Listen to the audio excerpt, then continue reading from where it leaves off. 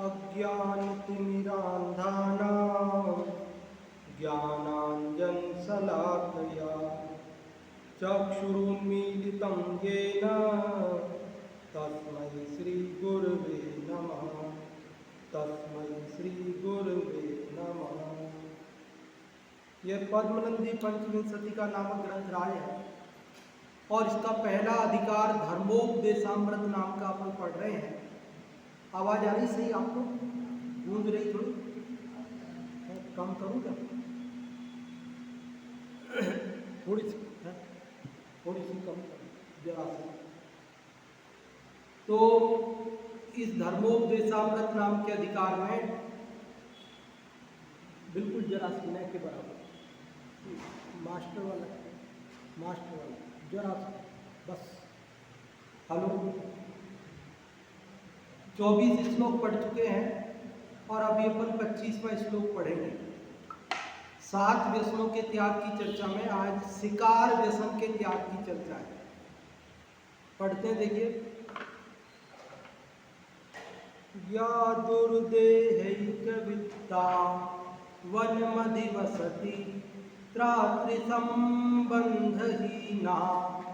भीतिर्यस्यां स्वभावात् असनधृततृणा नापराधं करोति वध्यालं सापि यस्मिन् ननु मृगवनिता मांसपिण्डस्य लोभात् आखेटेऽस्मिन् रताना निहति मुनति मन्यत्र नो यद्विरूपम्। क्या कह रहे हैं आचार्य पद्मनंदी देव? शिकार की बात बता रहे हैं, शिकार व्यसन की बात। तो कह रहे या मतलब जो दुर्दैहिक वित्ता, जिसके पास दुर्देह मतलब दुबली पतली देह, दुबला पतला शरीर ही एक वित्त है, एक धन है। जिसके पास धन के नाम पे कोई रुपया, पैसा, सोना, चांदी कुछ नहीं है। क्या है? एक शरीर, वो भी कैसा? एकदम दुबला पतला। वनम अधिवसति, और कहाँ रहती है? जंगल में रहती है। कहाँ रहती है? रहने के लिए उसके पास कोई घर भी नहीं है। कहाँ रहती है? जंगल में रहती है। और त्रात्री संबंधहीना, त्रात्री मतलब रक्षक, बचाने वाला। त्राता बोलते हैं, त्राता। त्रात्री संबंधहीना, जिसका कोई रक्षक नहीं है, कोई उसको बचाने वाला, कोई उसका संरक्षक, कोई उसका बॉडीगार्ड, कोई उसका मालिक, कोई उसको बचाने के लिए कोई पुलिस लगी हुई नहीं है उसके। समझ में आई पहली लाइन? कि जिसके एक दुबली पतली शरीर, देह मात्र परिग्रह है और कुछ धन नहीं है उसके पास, जो वन में रहती है, जंगल में, रहने के लिए घर भी नहीं उसके पास में, और जिसका कोई त्राता, जिसका कोई रक्षक नहीं है, कोई उसके पुलिस कुछ नहीं है। भीतिर्यस्याम स्वभावात्, भीति मतलब भय, भयभीत रहना, डरना। यस्याम जिसमें स्वभावात्, स्वभाव से ही है, जिसमें स्वभाव से ही भीति है, मतलब जिसका स्वभाव ही डरपोक है, जो स्वयं डरती है। जरा सा आवाज, जरा सा पत्ता खड़के के तुरंत भाग जाती है। असन धृत तृणा, कैसी है? असन धृत तृणा। असन मतलब दांत, मुंह, है ना? उसमें जिसने धृत मतलब धारण कर रखा है, किसको? तृण, तिनके को, घास के तिनके को उसने अपने मुंह में पकड़ रखा है। और कैसी है? नापराधम करोति, ना मतलब नहीं, अपराध मतलब कोई अपराध, कोई दोष, कोई गलती, करोति करती, मतलब जो कोई अपराध नहीं करती है, जिसने किसी का कुछ बिगाड़ा नहीं है। समझ में आ रही बात? कितने विशेषण हो गए? 6 हो गए, 3 दोनों लाइन में। फिर से बताता हूं कि जिसके पास दुबली पतली देह मात्र धन है, जो वन में रहती है, जिसका कोई रक्षक नहीं है, जो स्वभाव से ही भयभीत है, जो अपने मुंह में तिनके को, घास के तिनके को पकड़ कर रखी है, जिसका कोई अपराध नहीं है, जो कोई अपराध नहीं करती है। वध्यालम सापि यस्मिन, वध्यालम सापि यस्मिन, सा अपि वह भी, यस्मिन जिसमें, वध्य मतलब मार दी जाए। कौन? ननु मृग वनिता, क्या? मृग वनिता, मृग मतलब हिरण, और उसकी वनिता मतलब हिरणी। क्या समझ में आई बात? हिरणी को जिसमें मार दिया जाता है, किसमें मार दिया जाता है? शिकार में। कैसी है हिरणी? 6 विशेषण बताए। पहली बात, दुबली पतली देह ही जिसका धन है, और कुछ है नहीं इसके बाद। दूसरा, वन में रहती है। तीसरी बात, उसका कोई रक्षक नहीं है। चौथी बात, जो स्वभाव से ही भयभीत है। पांचवी बात, जो अपने मुंह में तिनका पकड़ के रखी है घास का। और छठवीं बात, जो अपराध नहीं करती है। सापि मृग वनिता, वह हिरणी भी, यस्मिन वध्य जिसमें मारने योग्य हो जाती है, मांस पिंडस्य लोभात, मांस के टुकड़े के लोभ से। किसके कारण से? मांस चाहिए, मांस के लोभी जीव उसको भी मार डालते हैं ना। आखेटेस्मिन रतानाम, ऐसे आखेट में, आखेटे मतलब शिकार, अस्मिन मतलब इस शिकार में, रतानाम जो रत हैं, जो लगे हैं, जो शिकार खेलते हैं। इह किमु न, इह मतलब इस लोक में, किमु मतलब क्या, न मतलब नहीं, उनके लिए इस लोक में क्या नहीं। किम अन्यत्र नो, अन्यत्र मतलब अन्य लोक में, परलोक में। किम मतलब क्या, नो मतलब नहीं, और परलोक में क्या नहीं।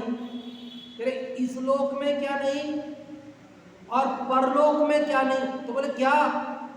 यद विरूपम, यद मतलब जो, विरूपम मतलब विरुद्ध कार्य, उनके विपरीत कार्य, उनके मन के अनुकूल जो काम नहीं हो ना, उसको विरुद्ध बोलते हैं। विरुद्ध कार्य मतलब पाप के उदय में जो दुख आते हैं ना, वो विरुद्ध कार्य। पापों को तो के फल में दुखों को तो हम नहीं चाहते हैं ना। तो कह रहे उनको इस लोक में ऐसा कौन सा है जो दुख नहीं आएगा, और परलोक में भी ऐसा क्या है जो दुख नहीं आएगा। समझ में आई बात? क्या कह रहे हैं? आखेटेस्मिन रतानाम, ऐसी शिकार में जो रत हैं उनके, इह किमुना, इस लोक में क्या नहीं। डायरेक्ट लगा दो भले, यद विरूपम, इस लोक में क्या नहीं है जो उसके विरुद्ध नहीं है। किम अन्यत्र नो यद विरूपम, 2 बार लगा लो अगर अलग अलग एक साथ नहीं लगाना हो तो। और परलोक में भी ऐसा कौन सा विरुद्ध कार्य उनके नहीं होगा। बोले अवश्य ही उनके पाप का भयंकर बंद होने से इस लोक में भी और परलोक में भी उनके विरुद्ध कार्य होते हैं। मतलब उनको कोई अनुकूलता नहीं मिल सकती, क्योंकि पाप किया है। तो पाप के उदय में क्या मिलेगा?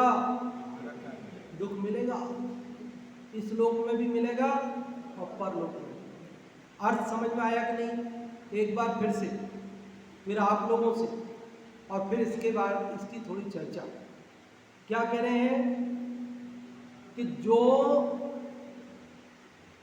दुबली पतली एक शरीर ही जिसके पास धन है, जो वन में रहती है, जिसका कोई रक्षक नहीं है, जो स्वभाव से भयभीत है, जो तिनका मुंह में धारण करती है, जो अपराध नहीं करती है, वह हिरणी भी जिस शिकार में मार दी जाती है मांस के लोभ से, ऐसे शिकार में जो रत हैं उन्हें इसलोक और परलोक में विरुद्ध कार्यों का सामना करना पड़ता है, क्योंकि वे महापाप का कार्य करते हैं। आप में से कोई अर्थ बताना चाहते हैं? हाँ जी बताइए।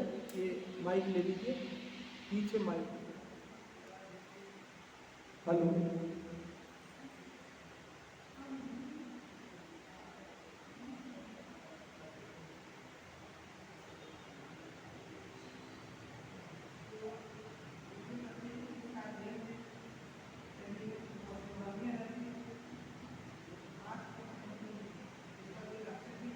हाँ थोड़ा पास में ले लीजिए, मुझे चालू है माइक तो।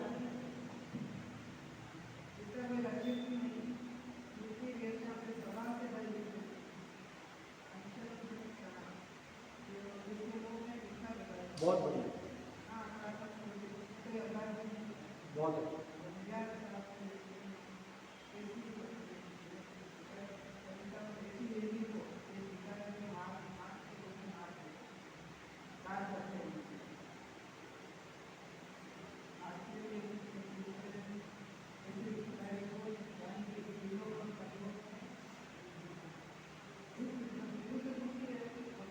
हाँ बहुत अच्छा आपने बताया।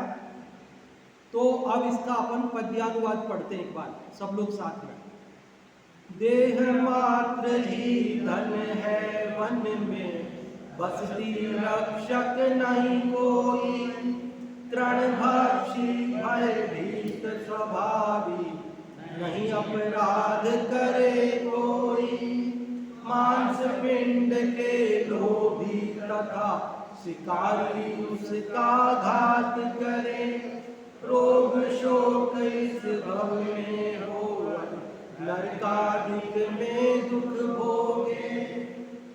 क्या कह रहे हैं आचार्य पद्मनाथ देव? इसका पद्यानुवाद का हिंदी वाले का अर्थ कौन बताएंगे आप लोग? हिंदी वाले का हाँ आपको बार बार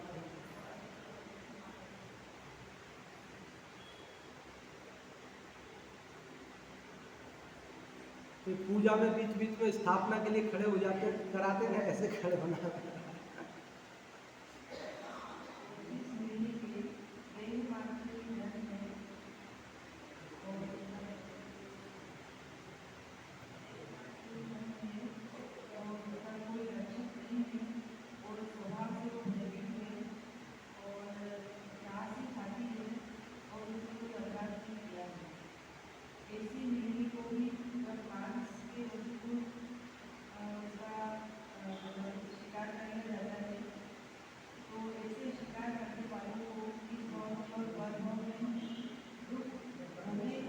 हाँ बहुत अच्छा आपने बताया।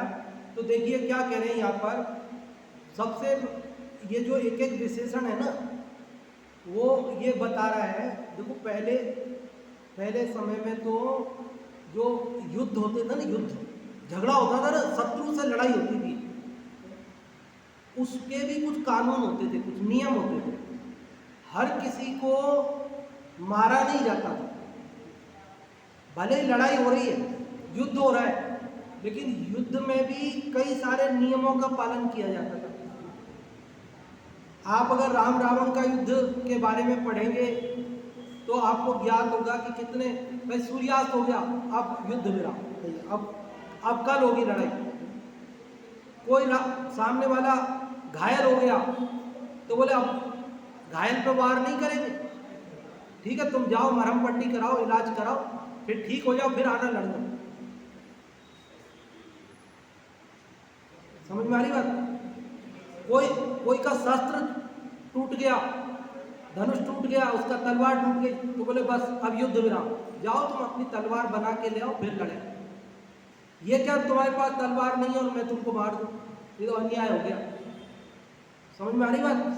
कैसे कैसे नियम होते थे। रथ टूट गया तो कहते आप जाओ अपनी तैयारी करो, जब आप तैयार हो जाओ बता देना, फिर करेंगे। कोई व्यक्ति हार मान लेता, हाथ जोड़ देता कि बस मैंने हार मान ली, तो नहीं फिर भी मारूंगा, नहीं हार मान ली ना, बस खत्म बात। युद्ध भी नियम तरीके से होते थे। शत्रु है ना, जिससे ही तो युद्ध होगा, हर किसी से थोड़ी युद्ध होता है। लेकिन युद्ध में भी नैतिकता होती थी। सोचो हम कितना गिर गए हैं, जहां शत्रु के प्रति भी युद्ध के काल में भी नियमों का पालन किया जाता था, नैतिकता का पालन किया जाता था। और यहां शिकार में क्या स्थिति हो रही है, जो युद्ध के नियम है ना, उनका भी उल्लंघन हो रहा है। अरे जो अपराधी नहीं होता उसके ऊपर कोई वार नहीं किया जाता था, कोई गलती जिसकी नहीं हो उसको सजा नहीं दी जाती, नियम है।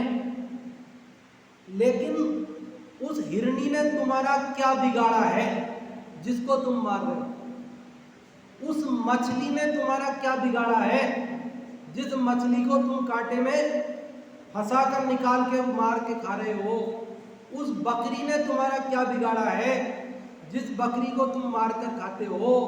उस मुर्गी ने तुम्हारा क्या बिगाड़ा है जिस मुर्गी को मार कर तुम खाते हो? समझ में आ रही बात? क्या कह रहे हैं यहां पर? हिरनी तो देखो, जिसके पास बहुत पैसा हो ना, तो उसको लोग मारते कि पैसा मिलेगा। धनवान आदमी हो तो उसके ऊपर कोई, लेकिन इसके पास तो पैसा भी नहीं, हिरनी के ऊपर तुम आक्रमण कर रहे हो। हिरनी के पास तो बेचारी के पास पैसा भी नहीं, और शरीर भी बेचारी का दुबला पतला है। हिरनी का तो शरीर भी एकदम,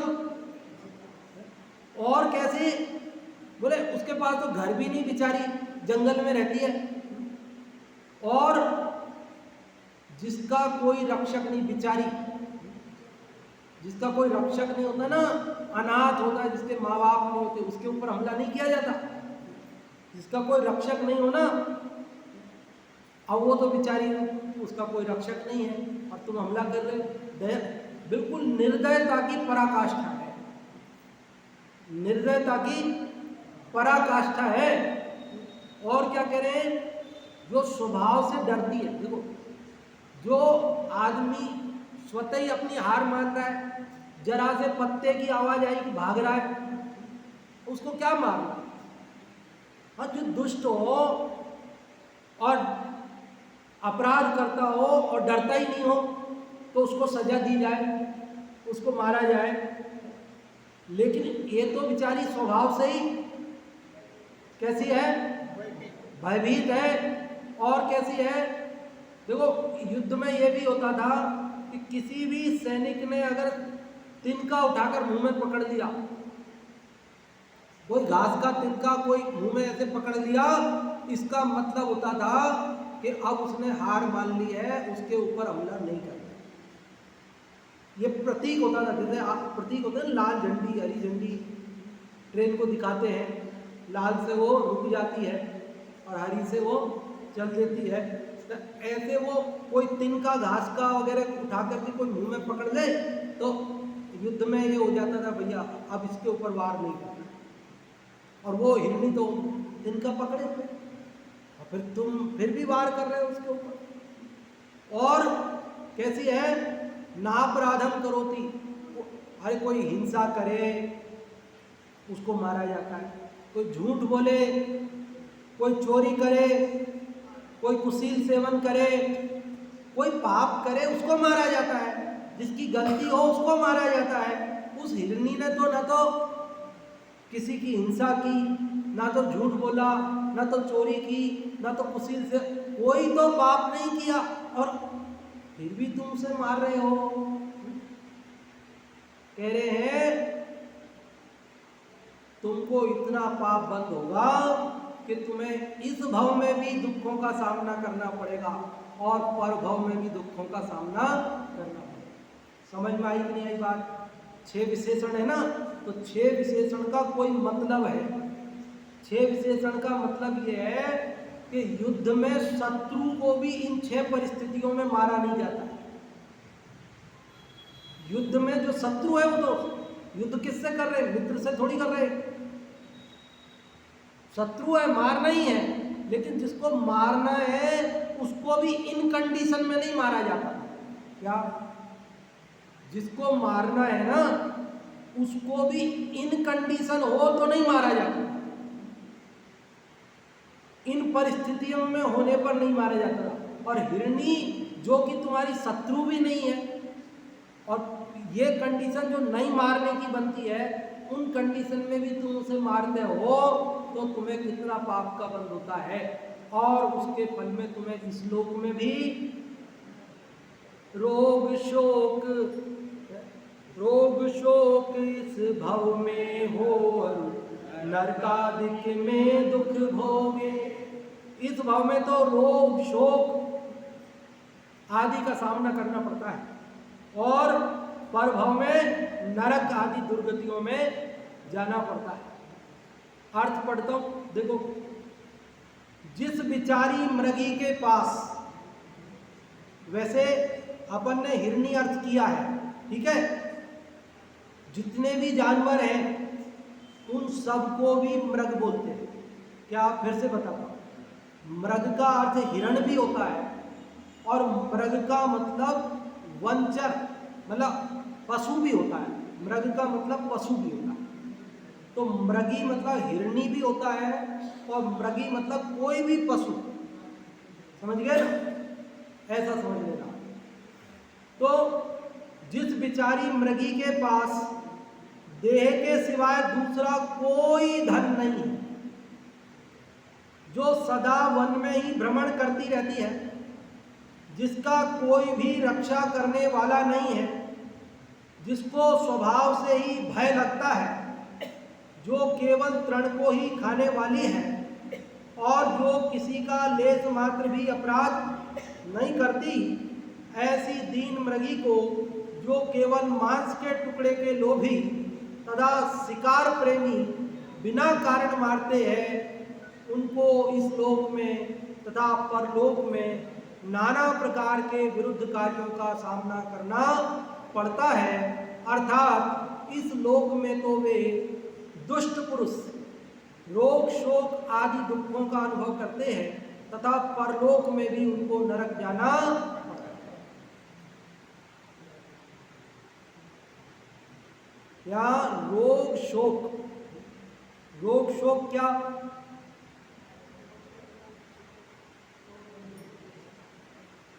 देखो, पाप के उदय में रोग शोक तो होना ही है, लेकिन मांसाहार के सेवन से रोग तो होंगे, क्योंकि मनुष्य का जो शरीर है, मनुष्य के जो दांत और उसके आंतों की जो बनावट है, वो शाकाहार को पचाने की, खाने की है।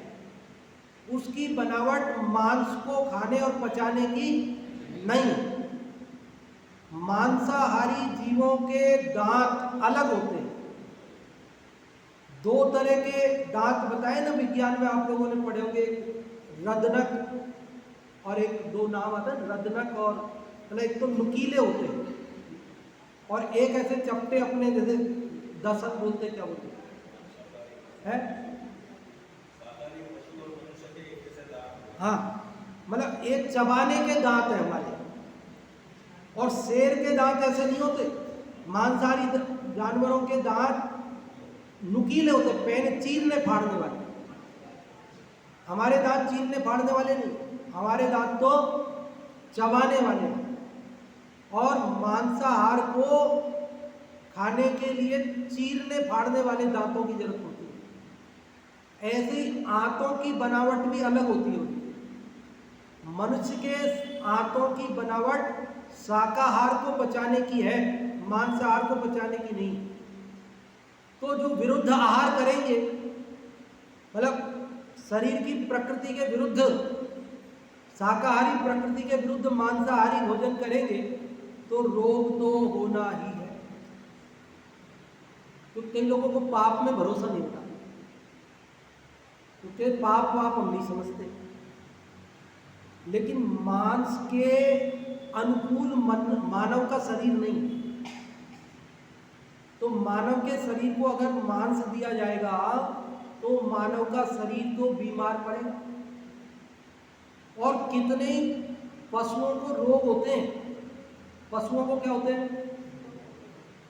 अरे मनुष्यों का तो इलाज करते हैं ना, पशुओं का कौन इलाज करता है?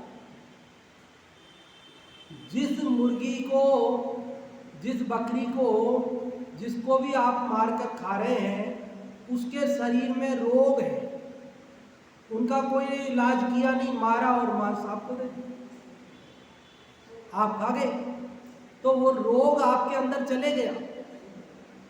अभी कोरोना मांसाहार के कारण आया, ये बात तो आप सबको जन जन को प्रसिद्ध है, जग प्रसिद्ध है। 2 साल पहले जब ये कोरोना आया चाइना के होते हुए, तो पूरे विश्व में ये बात आई कि ये मांसाहार की वजह से आया है, समझे? और भी जितनी भी बीमारियां आज विश्व जिनसे जूझ रहा है, उनका मूल में कारण मांसाहार ही है। आए दिन आप सुनते होंगे बर्ड फ्लू हो गया, इतनी मुर्गियों को मार दिया, इतना ये हो गया।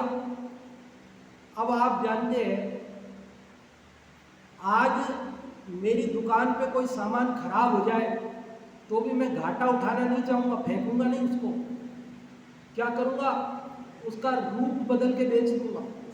क्या समझ में आएगा? अरे किराने के व्यापारियों के यहाँ जो गेहूं खराब हो जाता है तो वो नहीं बिकता, उसमें कीड़े पड़ जाते हैं, तो उसको आटा बनवा के बेच देता हूँ, घाटा थोड़ी खाता हूँ, आटा मिल को दे देता हूँ। और आटा बेचने वाले के यहाँ आटे में कीड़े पड़ जाए तो आटा नहीं बिकेगा, तो वो बेकरी वाले को दे देता है। बोलो देता है कि नहीं देता? वो सस्ते में ले जाता है और ये दे देता है। मंडी में आप छांट छांट के सब्जियां ले आते हो ताजी ताजी, और फिर सड़ी हुई का क्या करते हैं? फेंकते थोड़ी हो, फेंकते नहीं, उनको होटल वाले ले जाते हैं। वो कहते हैं हम तो आग और मिर्ची खिलाएंगे, सब्जी किसको दिख रही है? होटल की सब्जी में आपको सब्जी के टुकड़े थोड़े दिखते हैं, आपको या तो उसमें मिर्ची हल्दी का रंग नजर आएगा, और या वो गरम गरम होगी, खाने वाले का मुंह जलेगा, या तो आग से या मिर्ची से जब चटखारे लेके बोलेगा खाना बढ़िया बना है। और वही खाना यदि ठंडा हो जाए या उसमें मिर्च कम कर दी जाए तो खा नहीं सकता, क्योंकि वो जो रिजेक्टेड सब्जियां हैं वो वहां पहुंची है। बोलो समझ में आती है बात? बोलो झूठ बोलता हूं मैं?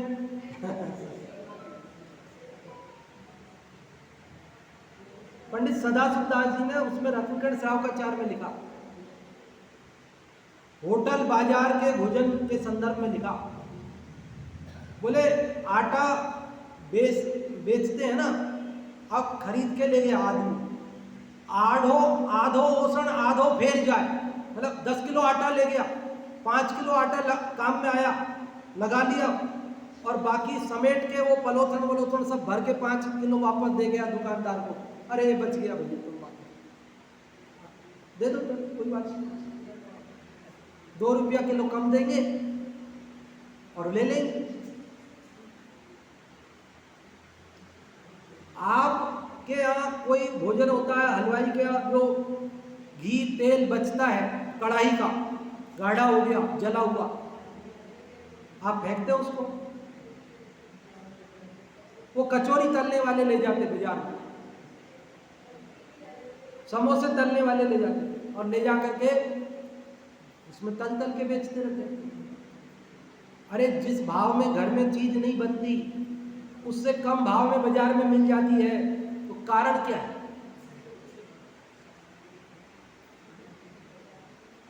साबुत हल्दी महंगी और पिसी हुई सस्ती, साबुत मिर्ची महंगी और पिसी हुई सस्ती। अरे भाई तेरे पीसने के भी तो पैसे लगे हैं, तू सस्ती कैसे बेच रहा है? अब क्या करें, जब अपन जानबूझ के नहीं जानना चाहे तो उसका इलाज क्या? मैं ये कह रहा हूं कि जिन मुर्गियों को बर्ड फ्लू हो गया उनको भी वो अब जो सामने आ गया सरकार के वो ठीक है, और बाकी तो बेच देंगे बाजार में, जाने दो, खाने वाले का जो होना होगा वो होगा। तो ये मांसाहार के माध्यम से रोग तो आना ही है, पाप के उदय में आना है, और ये साइंस के हिसाब से देखो तो भी आना है। और क्या कह रहे हैं, शोक। शोक क्या होता है? दुख और शोक थोड़ा सा अंतर है। शोक इष्ट के वियोग से उत्पन्न दुख को कहते हैं। दुख, शोक भी है तो दुख, पर कैसा दुख? अपने इष्ट का वियोग होने पर जो दुख होता है उसको शोक कहते हैं। अपन दुख संदेश नहीं बोलते, शोक संदेश बोलते हैं। क्यों? क्योंकि हमारे इष्ट के वियोग से उत्पन्न दुख है अभी, और उस दुख को दुख नहीं बोलते, शोक बोलते हैं। वैसे तो शोक मनाना भी उचित नहीं है, इसलिए हम लोग वैराग्य संदेश बोलते हैं, वैराग्य समाचार बोलते हैं। अपने यहाँ शोक संदेश नहीं लिखाए जाते, हमारे यहाँ वैराग्य समाचार भेजे जाते हैं कि हमारे पिताजी चले गए हैं, हमारे भाई चले गए हैं, हमारी माताजी चली गई हैं, हमारे पुत्र चले गए हैं। ये वैराग्य का समाचार है। आज ये गए हैं, कल आपका और हमारा नंबर है, भैया चेतो चेतो चेतो। इसके लिए वैराग्य समाचार भेजा जाता है। ये नहीं कि हम शोक संतप्त हो रहे हैं, दुखी हो रहे हैं और तुम भी हो जाओ, हम रो रहे हैं तुम भी रो, इसके लिए नहीं। किसके लिए? अरे मरना सबको एक दिन, अपनी अपनी बार। अभी इनकी बारी आ गई है, अपनी भी बारी किसी भी समय आ सकती है, सावधान हो जाओ भैया। इसके लिए वैराग्य समाचार भेजे जाते हैं। तो शोक क्यों होगा? शोक उसको इष्ट वियोग क्यों होगा? एक कहानी है, जयंती लाल जी जैन है ना, इधर बांसवाड़ा के, नाम सुना आप लोगों ने?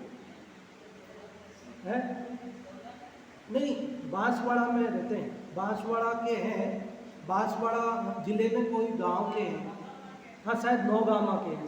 जयंती लाल जी जैन है एक, उन्होंने कई सारी अच्छी अच्छी कहानियाँ लिखी, बहुत अच्छी अच्छी कहानियाँ लिखी उन्होंने। उनकी एक किताब कहानियों की मैंने पढ़ी, वो छपी है कई, है हाँ नौगामा के शायद। उनकी एक कहानी है बहुत अच्छी, उसमें ये बताया कि एक ठाकुर साहब थे, जो मैं अपने ठीक से याद नहीं आ रहा मेरे को कहानी, लेकिन जो भाव है वो मैं बताता हूँ। बहुत पहले पढ़ी थी, जब मैं पढ़ता था तब पढ़ी थी, जब मैं 10वीं 11वीं में पढ़ता था तब पढ़ी थी। तो अब जैसे ही याद आ रही वैसे सुना। तो एक ठाकुर साहब थे, जो समझ रहा, उनके 2 बेटे थे और प्रेम से जो है परिवार रहता था। एक दिन डाकू आए और उनके एक बेटे को उठा के ले गए, अपहरण कर लिया। फिरौती मांगी, नहीं दे पाए, कोई परिस्थिति रही, उन्होंने मार दिया उसको। ठीक है, अब वो दुखी हो रहा है, दुख तो होगा ना भाई, उनका एक बेटा ले जा करके मार दिया, दुख तो होगा। लेकिन उसके दिमाग में बिल्कुल चित्र आ गया सामने कि मेरे किए का ये फल है। क्या किए का फल है? कि मैं शिकार खेलने जंगल में गया था, वहां एक हिरनी के 2 बच्चे बैठे थे और मैंने तीर से आज से 10 साल पहले एक बच्चे को मार दिया और मैं उसको उठा करके लाकर मांस खा गया। मैंने उस हिरनी के 2 बच्चों में से एक बच्चे को मार दिया।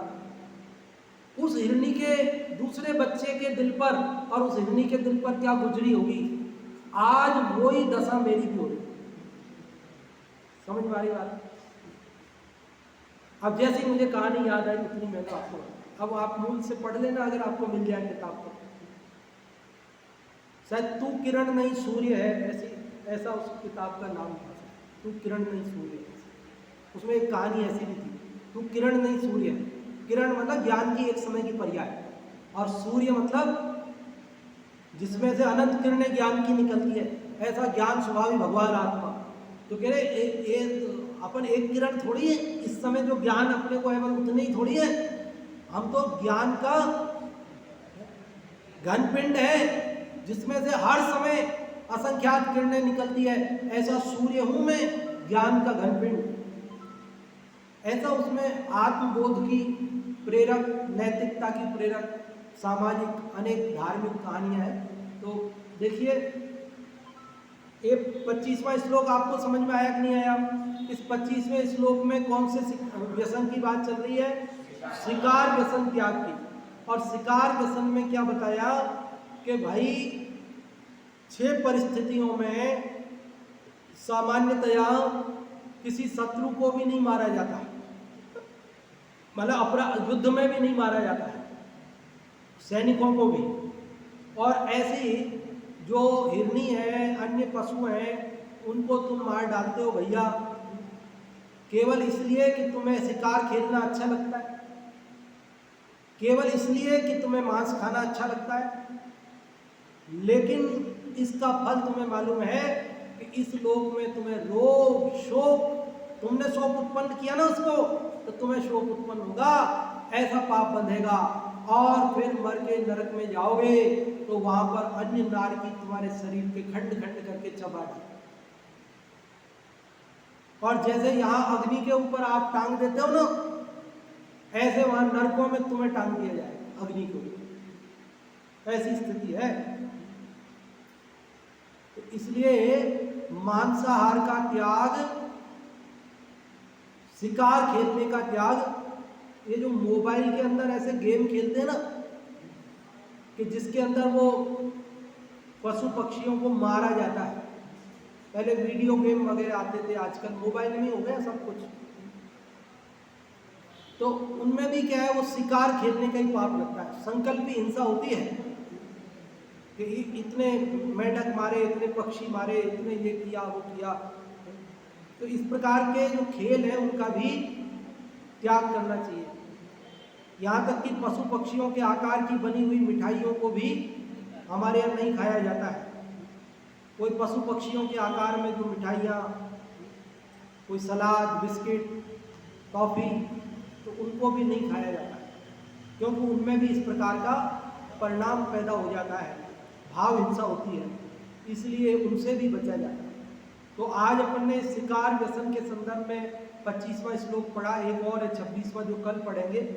अभी आप लोगों को कुछ पूछना हो, इस श्लोक में समझ में नहीं आया हो तो आप पूछ सकते हैं। और है क्या? हाँ जी, बहुत बढ़िया। 6 परिस्थितियां यहाँ पर कौन सी बताई है? आप में से कोई बताएंगे 6 परिस्थितियां हैं? 6 विशेषण है ना शुरू की 2 लाइन में, वो कौन बताएंगे? हम बता रहे, माइक में।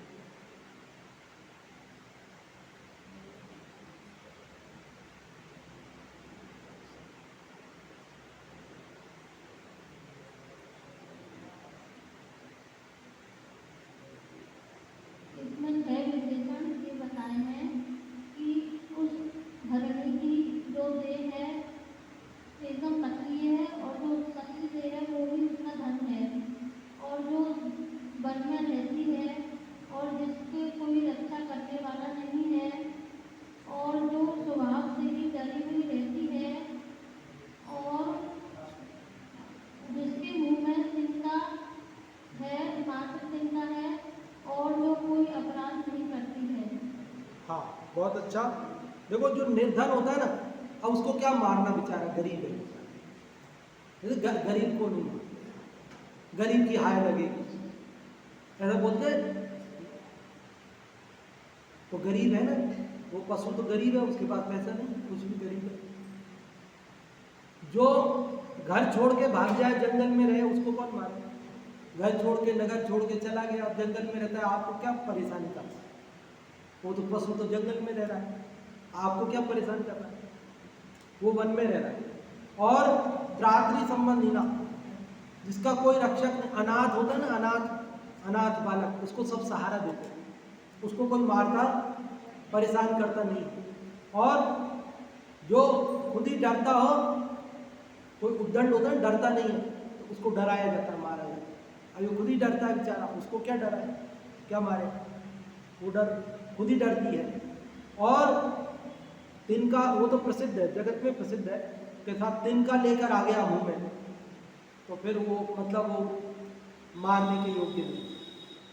और जो अपराध करता है उसे मारा जाता है, तो उसे अपराध नहीं है।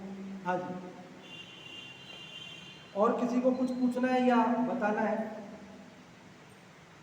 इस 26वें श्लोक के संदर्भ में जो भी अपन ने अभी चर्चा की, उसमें से जो भी आप बताना चाहें या और कोई नई बात भी बताना चाहें तो आप बता सकते हैं। बता रहे कोई? देखो, ये शिकार में खेलने के लिए ये पहले आप देखते हो ना, वो ओदी बना करके, हाँ माचलम वगैरह वगैरह बनी हुई है ना, ओदी बनी हुई है। अब इतनी ऊंची ओदी पे चढ़ गए और वो जरा सा वो छेद है, उसमें से बंदूक की नाल निकाल करके, और सामने आप कोई शेर आया और उसको गोली मार दी और वो मर गया, फिर आप अपनी बहादुरी दिखा रहे हो कि साहब हमने शेर का शिकार किया। हमारे घर में वो ड्राइंग रूम में शेर की खाल को सजा रहे हो।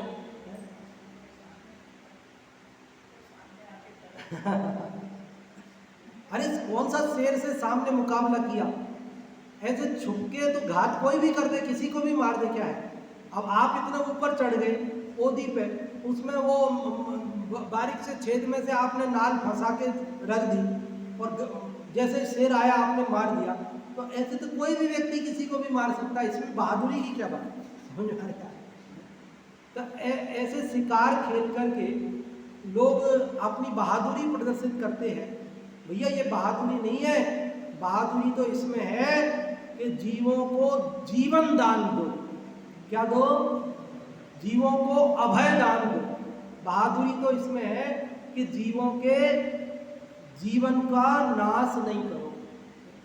इसीलिए सरकार ने आजकल अभयारण्य घोषित किए हैं कि भैया जंगल में जंगली जानवर अभय होकर, निर्भय होकर घूमे, शिकार पर प्रतिबंध है, कोई इन्हें मार नहीं सकता। और वो काले शिकार का जो हिरण का शिकार किया था ना सलमान खान ने, तो वो उनको आज भी कोर्ट के चक्कर काटने पड़ते हैं, केस चल रहा है। तो ये स्थितियां हैं ना जगत में। इसलिए बंधुओं, आप और हम सबके अंदर ऐसी बीमारी होनी नहीं चाहिए, शिकार खेलने की, और आने वाली पीढ़ियों को भी इस बीमारी से बचाना है। मांसाहार से भी बचाना है। मांस भक्षण नाम का पहले अलग से व्यसन आ गया, ये शिकार खेलने का है। तो किसी भी रूप में शिकार को अपने को नहीं करना है। कहीं मनोरंजन के नाम पे भी ऐसे मछली में कांटा डाल के आप झील में बैठ गए और मछली पकड़ के ऊपर आ रही है, वो तो तकलीफ पा रही है ना, तो हम तो वापस डाल देंगे। अरे वापस डाल दोगे, लेकिन एक बार तो उसको कितनी तकलीफ होती है। कोई हमको ऐसा उठा ले वो ऊपर, फिर भले वापस डाल देंगे, लेकिन कितनी चिंता हो जाती है, टेंशन हो जाती है। हो जाएगी नहीं हो जाएगी? कोई आदमी हमारे आगे ऐसे बंदूक कर दे, फिर मारे नहीं भले, ओके जाओ जाओ माफ किया जाओ, एक बार तो हार्ट अटैक से मर जाएंगे। एक बार तो ऐसा लगे ना मार दिया भैया।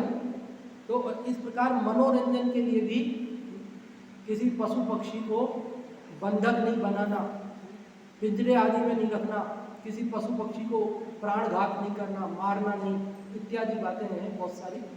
तो एक और श्लोक है, उसमें कल चर्चा करेंगे अपन।